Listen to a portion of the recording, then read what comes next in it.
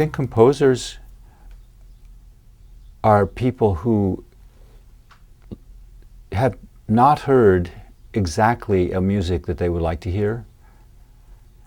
That is to say, I think if all the music you wanted was in the world, you'd probably be a performer if you wanted to be a musician. But if there's something slightly different or radically different even, I think that's what the composers do. They look for something that they feel is missing.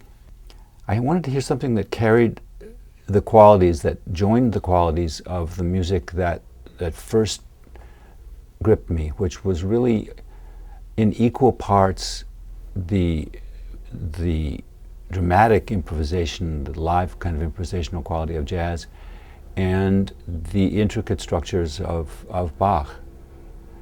And that's really, I think, always been what has attracted me, that there was a region there that I thought could be fertile and could be broad enough to keep doing it a long time.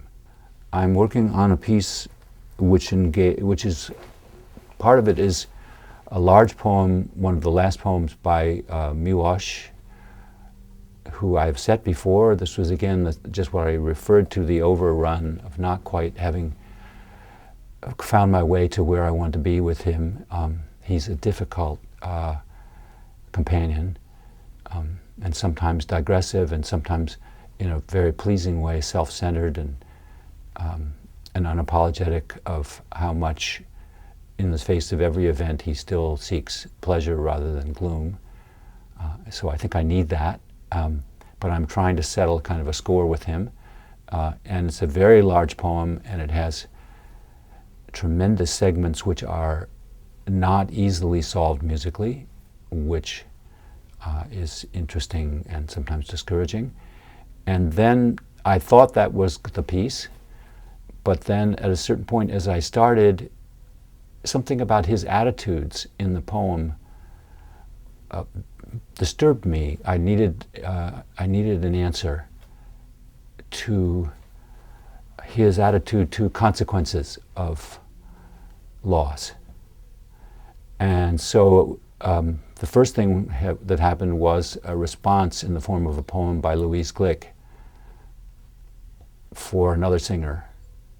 So I then informed my commissioner there was another singer and more music. And then that required a response because it felt formally upsetting to have a singer sing and another singer sing and not account for some other voice which might sum up two very, very distinct viewpoints. So I then used a translation of a Rilke poem in which they could sing together in different characters than previously in the piece. So the text of the piece has been additive, and the approach to the piece also. And it's a larger piece than I started out with. Well, I just feel being away, when I'm away from sound, I want to be around it, and almost just sitting down and knocking out a chord on the piano can be enough. Though sometimes since I am a reader, it can be not something I want necessarily to deal with, but which suggests some world that I'm interested in or could become interested in. I like the company of writers because their world of making things up is so different from ours. It deals with certain kinds of specifics that I think are very valuable. So I can be inspired by almost anything, even just a change of scenery. But inspiration has never been difficult for me. Sometimes the more difficult thing to find is, and this is probably a deep sort of early psychic thing, is the confidence that the response to the inspiration is durable. Because at a certain point I have to fight through the questioner part. And I'm much better at teaching or showing younger composers how to get through that than I am doing it myself. How have you gone through it in the past?